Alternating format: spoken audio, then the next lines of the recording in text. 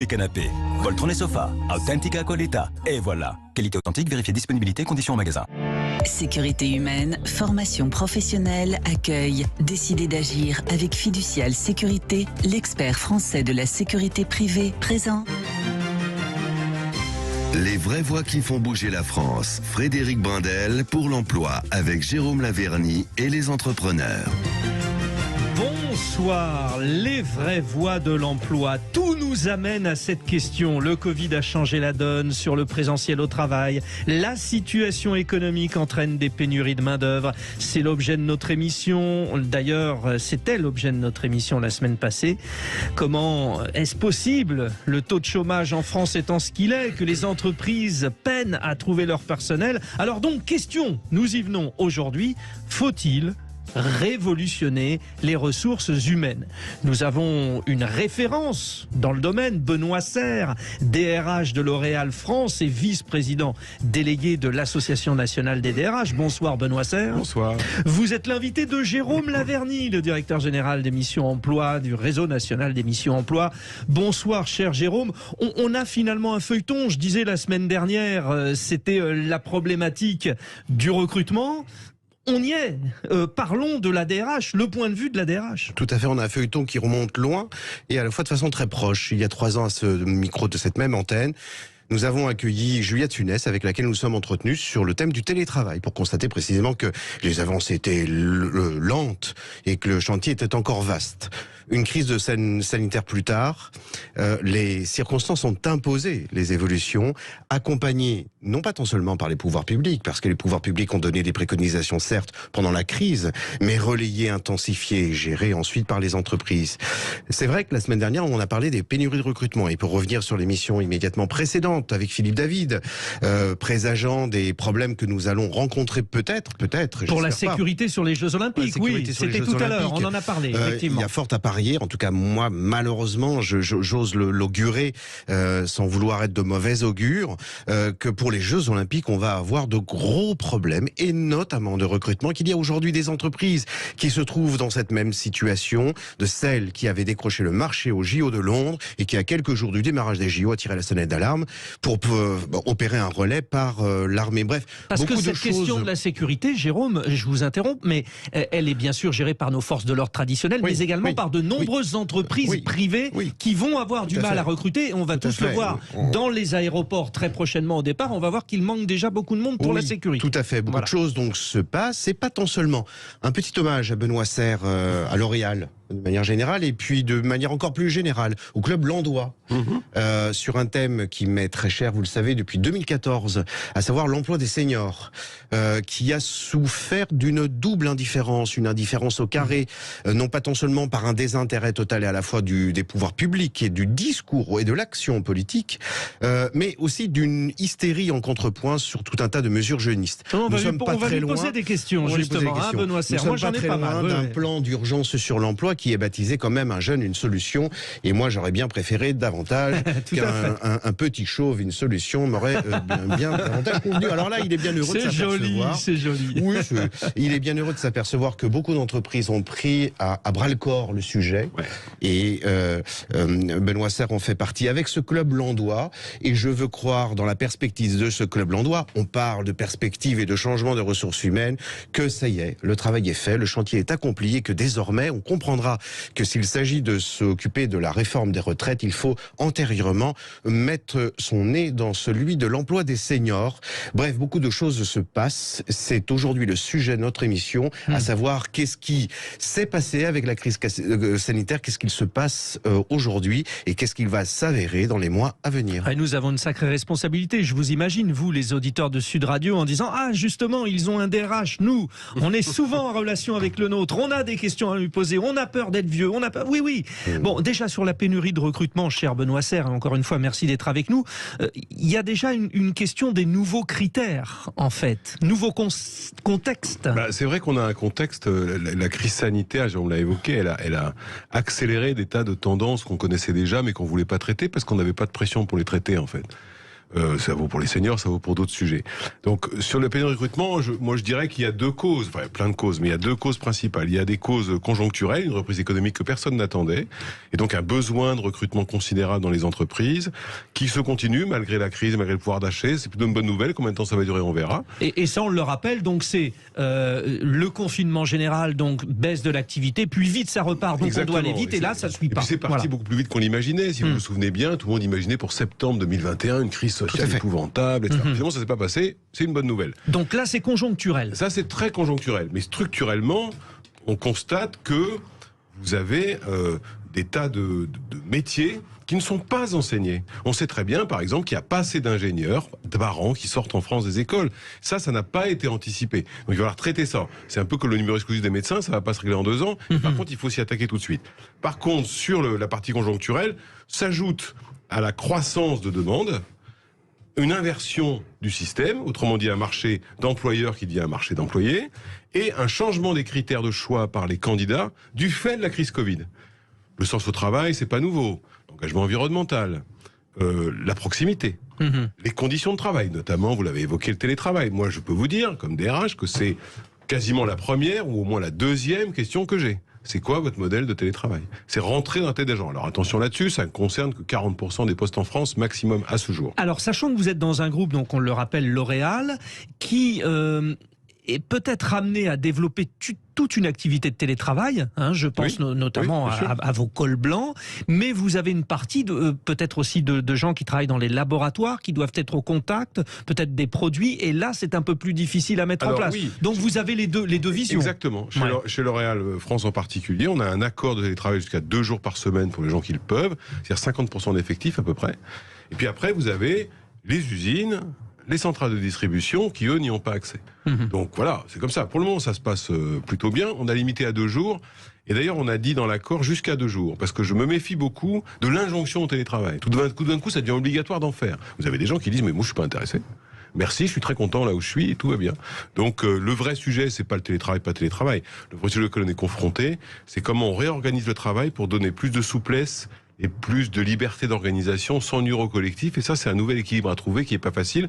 C'est-à-dire que pour ça qu'on parle plus de télétravail, on parle de mode hybride maintenant. Moi, j'ai dit en septembre dernier, je constate que 98% des gens qui étaient accessibles au télétravail ont signé la demande télétravail. Nous sommes donc dans un nouveau monde qui s'appelle le monde hybride, dont acte. Je vous rappelle juste qu'on avait organisé le monde quand il n'était pas hybride. Il n'y a aucune raison que je ne l'organise pas quand il est hybride. Alors Jérôme Laverny, vous qui êtes un bon pilote, est-ce que le mode hybride en matière de télétravail est idéal finalement? Manifestement, c'est l'avenir. L'hybride, en tout cas, c'est le présent renforcé.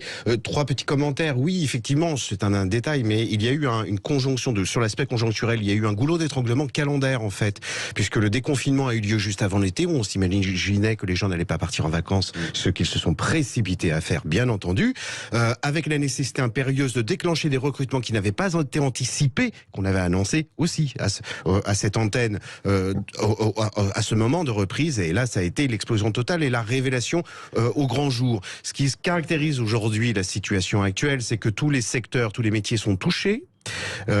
Toutes les strates au sein d'une entreprise sont touchées. Ça, c'est universel. C'est vrai qu'on paye aujourd'hui aussi très cher la facture d'une mauvaise orientation scolaire et professionnelle, voire même d'une absence totale d'orientation professionnelle. C'était d'ailleurs une grosse partie de notre émission de la semaine dernière sur le problème de recrutement. Oui, tout à fait. Voire d'un mépris, d'une ignorance, d'un mépris, il faut dire les choses comme elles sont, des métiers manuels. Et c'est pas pour rien que là, encore une fois, il est valeureux que vous ayez mis en place un Real Campus en attachant la fonction de chef d'entreprise à celui de coiffeur, car on voit des postes de coiffeur aujourd'hui qui passent par le biais d'un cabinet de recrutement. C'est haut et fort, en symbole dans la pénurie de main-d'œuvre sur un certain nombre de secteurs, c'est vrai. Les DRH, on est bien d'accord, sont les premiers interlocuteurs de l'entreprise pour le recrutement ? Oh oui, on est organisé comme ça. C'est-à-dire que le recrutement, vous savez, c'est 2 choses. C'est trouver la bonne personne sur un plan des compétences, du profil, de l'expérience. C'est plutôt des jobs des DRH. Et puis proposer 2-3 personnes à celui qui va le manager, parce que c'est très important, en tout cas dans ma vision des choses, que celui qui manage choisisse. Parce que, vous savez, un recrutement, moi j'entends certains me dire, maintenant on va recruter par data, on n'a même plus besoin de voir les gens, plus de CV, plus rien, j'y crois pas. J'y crois pas, parce que la qualité d'un recrutement, c'est une rencontre entre une personne et une entreprise, et ça vaut pour n'importe quel métier, parce que sinon vous n'avez pas de fidélisation, sinon vous n'avez pas tout ça. L'important, c'est l'humain. Exactement, mais d'ailleurs la crise a démontré que, si je veux faire une petite plaisanterie avec le télétravail au tout début, vous vous rappelez du confinement, on a découvert que quand les gens n'étaient pas là, ça marchait moins bien quand même. Donc tout le monde a découvert, pas découvert, mais maintenant l'humain est vraiment au centre du sujet. Donc ça, dans le recrutement, c'est très important. Moi, je m'attache toujours à ce que le manager finalement choisisse. Après, mon job, c'est de lui présenter des candidats dont je pense qu'ils correspondront à la culture de l'entreprise, aux compétences dont on a besoin et au profil.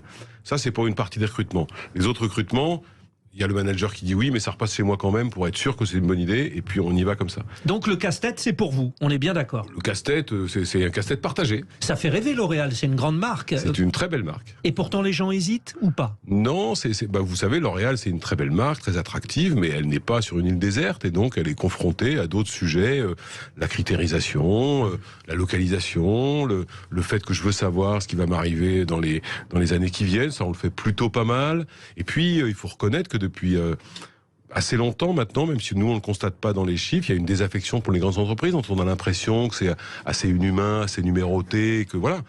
Donc, elles sont en général basées, alors soit très collées aux grandes villes, soit un peu éloignées. Et d'ailleurs, c'est ma question, Jérôme Laverny, puis parce que je pense que Benoît Serre ira dans ce sens-là.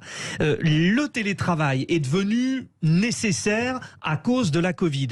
Mais n'était-il pas finalement avant cela déjà nécessaire parce qu'il est de plus en plus difficile de se déplacer, de trouver un appartement accessible au loyer très très proche des grands centres d'activité? Est-ce que finalement c'était pas non plus un accélérateur, ce Covid? C'était précisément le propos de l'entretien que nous avons eu avec Juliette Funès, à savoir qu'il fallait réfléchir à la mise en place, et la situation est encore à parfaire, même avec la crise Covid, puisqu'aujourd'hui on voit des billets de train qui sont plus chers qu'un déplacement unique en voiture. Ouais. Et donc il y a problème, parce qu'il n'y a pas de pouvoir public qui ont suffisamment réfléchi au problème pour se dire, bon, puisque maintenant il y a télétravail, puisque comme on le présageait avec Juliette Funès, il y a le développement de zones rurales, alors mettons en place la mobilité qui va avec, surtout qu'il est question de développement durable. Eh bien, ça n'est toujours pas fait. Donc le chantier est encore vaste, mais c'est vrai que les circonstances ont imposé ce fameux télétravail, les entreprises l'ont organisé. Il s'agirait, puisqu'il est question aussi des ressources humaines peut-être, de sortir, puisque le télétravail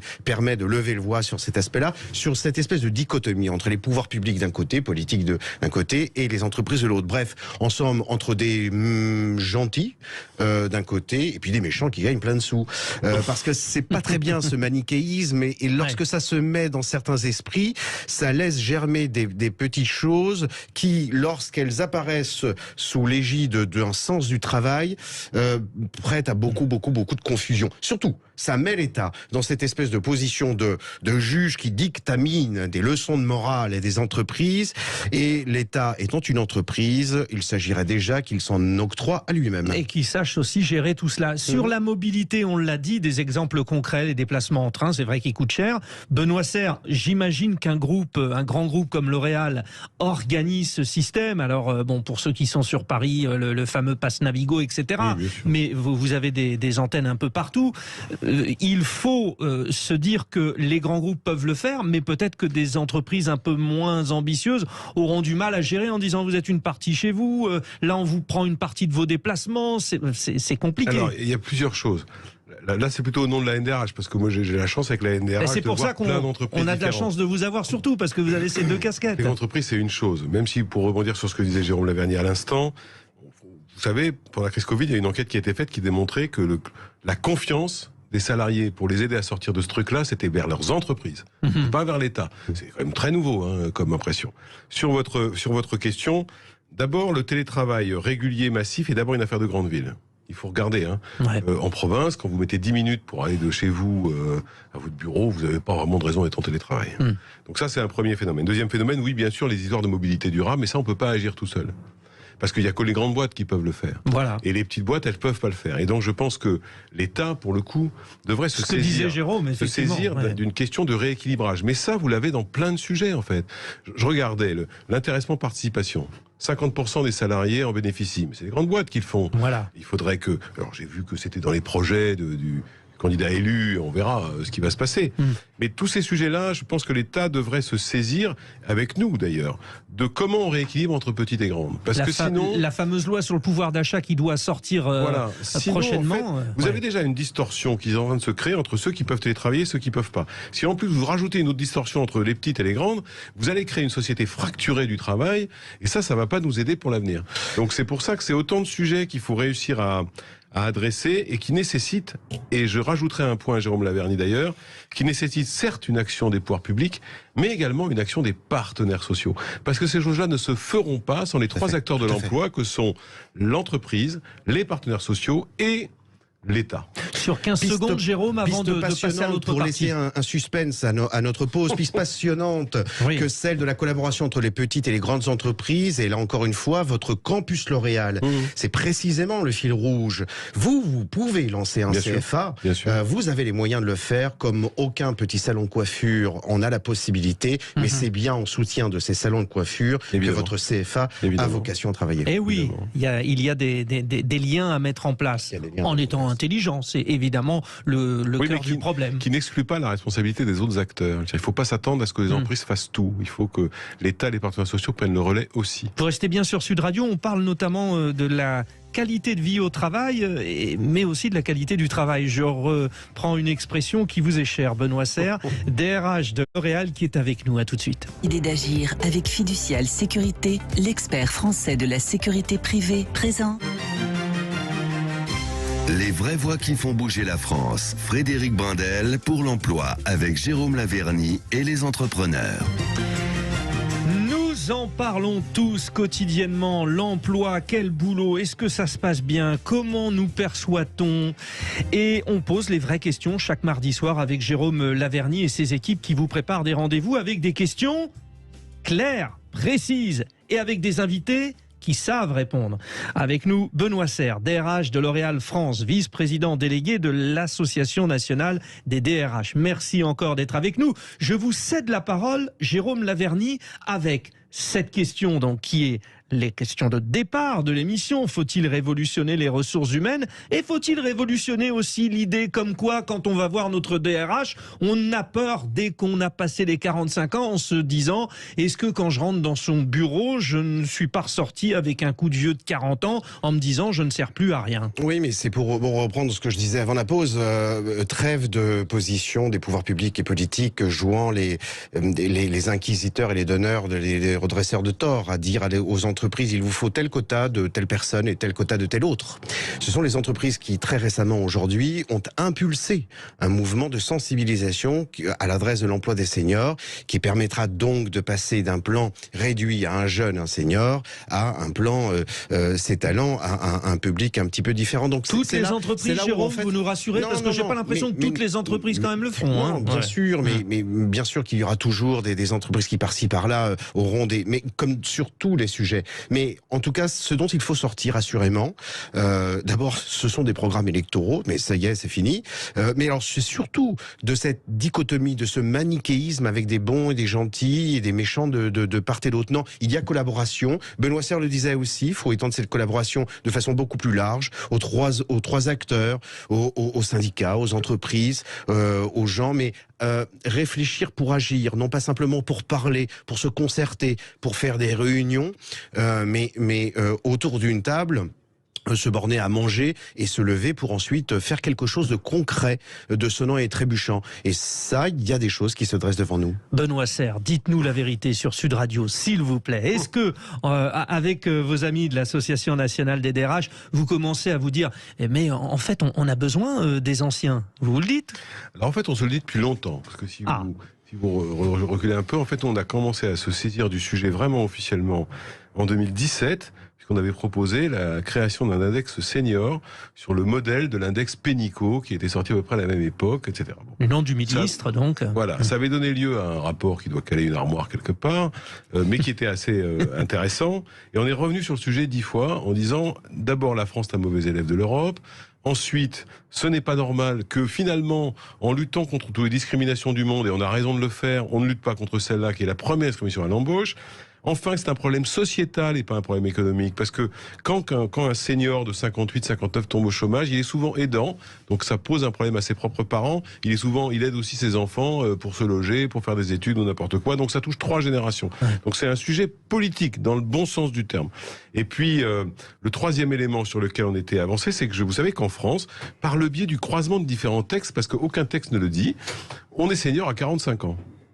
Oui, c'est à peu près ça l'idée. Voilà. Le problème, si vous voulez, c'est que la moyenne d'âge de départ pour les CDI, c'est 25. Ça veut dire que celui qui a 45 ans, il a plus à faire après 45 qu'avant. Oui. Donc si on commence à lui dire, là vous êtes senior, donc vous allez pouvoir rentrer chez vous. Donc on dit, décalons la question du traitement des seniors, parce qu'il faut le faire, à 55 ans, parce que c'est là que statistiquement les questions se posent. C'est vrai que quand vous avez des entreprises, on vous recevez un papier en disant, vous savez, vous êtes senior, déjà vous êtes à moitié dépressif, quoi. Donc c'est horrible de faire ça. Et on a dit enfin, puisqu'il y a les projets, alors on verra ce que ça va donner, on a dit, et on l'a dit très fortement, on a eu l'occasion de le dire aux membres du gouvernement, de l'ancien vous dialoguez avec le gouvernement. Ça, c'est un hommage qu'il faut leur rendre. Bon, que dit Elisabeth Borne sur la question? Je ne sais pas ce qu'elle dit exactement. Pour le moment, elle dit beaucoup de choses. Elle attend beaucoup de choses. Nous, on dit simplement, la réforme des retraites telle qu'elle serait envisagée, suite à l'élection du président de la République, qu'on verra sur les problèmes de majorité législative, sans traiter vraiment le sujet de l'emploi des seniors en France, est un marché de dupes. De fait. Est un marché de dupes. Et par conséquent, les deux se tiennent. Ce qu'on a compris, pour le moment, des échanges qu'on a pu avoir avec eux, c'est que ce message était passé déjà, il faut le reconnaître, avec Elisabeth Borne, on avait déjà discuté de ça quand elle était ministre du Travail, et elle avait bien entendu. Elle l'a repris aujourd'hui, qui est de dire, évidemment, l'un ne peut aller sans l'autre, parce que ce serait extrêmement dangereux. Maintenant, les entreprises ont leur part de responsabilité, elles doivent mieux préparer les carrières, mieux anticiper les choses, ne pas se dire, bon, de toute façon, on ne peut plus rien en faire, apprendre à embaucher des gens qui ont plus de 50 ans, plus de 55 ans.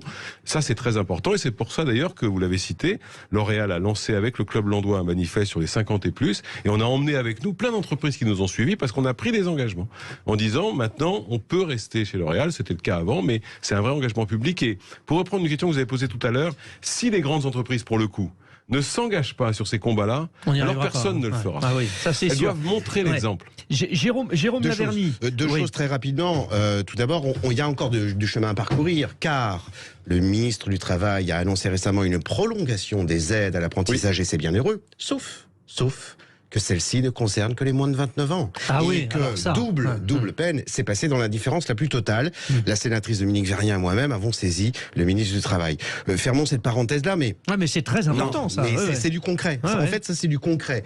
Benoît Serre a fait référence aussi, et vous l'avez fait aussi, à l'engagement des entreprises. C'est là aussi où il peut y avoir une collaboration précieuse entre grandes et petites. L'Oréal, bien sûr, a une force de frappe, je dirais, qui est très précieuse d'ailleurs à beaucoup d'associations qui se rapprochent de L'Oréal, qui ont besoin de soutien, ne serait-ce que financier de L'Oréal, mais humain également. Vous avez un Citizen Day qui permet à certaines qui permet à certaines le jour des citoyens, après-demain. Comme ne peut pas en avoir certaines entreprises. Il faut refaire un petit peu ce joint-là. Et là, ça devient très très intéressant parce que on a la possibilité, tout en le faisant sans grandiloquence, en faisant en sorte que l'humanitaire sache se taire et se cantonner à un certain humanisme tout court, déjà dans les couloirs même de l'entreprise, parce que parfois, quand on franchit les couloirs de l'entreprise, donc là ça devient très très intéressant. Cette collaboration entre de grandes entreprises et des petites, et l'État, et les pouvoirs publics, et vous le disiez, les syndicats. Alors là, il y a de très belles choses à faire. Parlons justement de la RSE, enfin la responsabilité sociétale de l'entreprise. Alors, avant l'émission, en discutant avec Benoît Serre, vous avez cette belle formule que j'ai dite avant la pause. Qualité de vie au travail, d'accord, mais qualité du travail, alors. C'est un peu ça l'idée de ce que vous disiez. Question sur cette RSE, Jérôme Laverny. Encore une fois, qu'elle soit moins grandiloquente, sans aucun doute. Et là, encore une fois, il y a un rôle de ces grandes entreprises. D'ailleurs, j'ai une petite requête. Allons-y, de Jérôme Laverny à Benoît Serre. Au rhinocéros. J'ai une petite requête. C'est vrai que je parlais à l'instant du Citizen Day. Vous sortez également d'un Summer Day, c'est très Family Day. Anglais, non, mais c'est normal, c'est normal. L'entreprise est tellement internationale qu'on comprend bien volontiers que pour que tout le monde comprenne là-dedans, il faut bien appeler Citizen Day, Summer Day, Family Day. La requête, la requête, elle est là. C'est que tout d'un coup, plutôt qu'un lead L'Oréal soit une figure de proue. Attention, pas de velléité passéiste dans l'affaire. Mais il me semble que dans vos couloirs, peut-être que cette espèce de pratique du franglais qui parfois est complètement pas stérile ni inutile, mais tout d'un coup, pourquoi pas? L'Oréal, c'est un fleuron de l'industrie, c'est un fleuron du luxe français, c'est un fleuron de la culture tout court. La beauté, très exactement. La beauté. Oui, alors même si quand on défend un senior, il faut aussi défendre l'absence de beauté, parce que parfois, malheureusement. Le senior peut être beau. Il y a une. Alors, on n'a pas le temps. Bon, là, ça sera un autre débat. C'est exactement, Benoît Serre. Ce qu'on met derrière le mot beauté, c'est très intéressant. Oui, alors moi j'ai d'ailleurs une phrase qui peut prétendre dire tout. Ce n'est pas ce qui est beau qui plaît, mais c'est ce qui est plaît qui est beau. Exactement. Oui, c'est exactement ça. Montaigne le disait, Philopémen était mal barré, et moi je suis un Philopémen, je suis petit chaud. Alors ma requête est la suivante. Oui. Ma requête est la suivante, plutôt que le lead, que tout d'un coup L'Oréal, puisque fleuron du luxe, fleuron de l'industrie, eh bien aussi peut-être défendre un peu le blason, peut-être un peu plus de la langue française. Ça c'est une requête, Jérôme, mais bon, sur la question, la qualité du travail, il est temps. Là, on doit conclure là-dessus, donc allons-y, Franco. C'est un sujet très important, parce qu'on a fait beaucoup d'efforts, à juste titre depuis des années, d'ailleurs poussés par les pouvoirs publics, sur la fameuse qualité de vie au travail, et c'est très bien. Mais à force de faire tout ça, moi je trouve, ce que j'observe, pas forcément chez L'Oréal, mais de manière générale, c'est qu'on a oublié la qualité du travail. Or, vous savez, la qualité du travail, c'est très simple. Si les gens se sentent utiles, s'ils voient où ils sont dans la chaîne de valeur, autrement dit, ce qu'ils font est important pour le suivant et pour le précédent, et qu'ils ont les compétences et les moyens de le faire, alors ils sont fiers de leur travail, alors ils sont fiers d'être là où ils sont, alors ils restent dans les entreprises. Et je trouve qu'on devrait faire un effort beaucoup plus important pour... Vous savez, on dit souvent, ce que dit Juliette Funès, redonner du sens au travail. Et le premier sens du travail, c'est être certain que je suis irremplaçable, parce que ce que je fais, je suis presque le seul à savoir le faire de cette manière-là. Je suis utile avant, je suis utile après, et j'existe dans la chaîne de valeur. C'est un sujet très important qui ne remet pas en cause les travaux sur la qualité de vie au travail, mais je trouve que dans les politiques RSE, on a un peu oublié une partie prenante fondamentale, qui est le salarié. Et aujourd'hui, dans une politique RSE, et je vais conclure, qui ont une jambe environnementale très forte, et c'est très bien, et une jambe sociale beaucoup plus faible. Or, la crise Covid nous a démontré que cette jambe sociale, elle ne peut plus être faible, sinon l'entreprise sera déséquilibrée, sa politique RSE avec. Benoît Serre, je suis obligé de conclure comme ça. Je sers, donc je suis. Voilà, exactement. Voilà, c'est ça le travail. Merci Jérôme Laverny. Merci Benoît Serre, DRH de L'Oréal. Tout de suite, Yvan Cugius, le Love Music, avec le chanteur Baptiste Ventadour. Merci également pour la réalisation de cette émission à Jamel Abdelak. Sud Radio, les vraies voix qui font bouger la France, les vraies voix de l'emploi.